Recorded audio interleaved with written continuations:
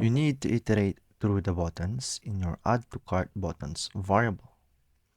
However, getElementsByClassName method returns a collection, which does not have a for each method. Use the spread operator on the add to cart buttons variable to convert it into an array. Then use the for each method to iterate through the array. Do not pass a callback function yet. So we know that a spread operator looks like this. And then the array name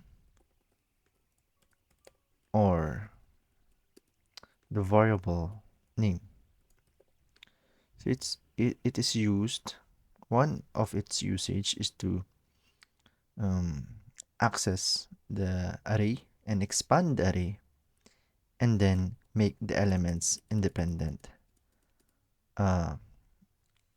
Make the elements as an independent element as if the array did not exist.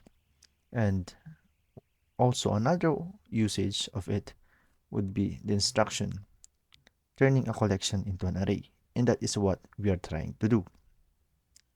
So first we have to access the variable, which should be the add to cart buttons, and then we now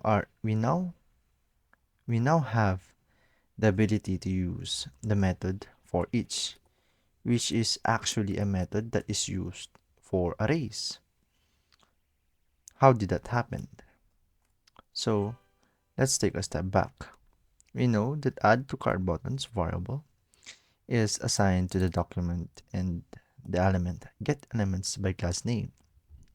So it is used to retrieve a collection of elements because it says to get elements by class name. So it is a collection of elements, correct?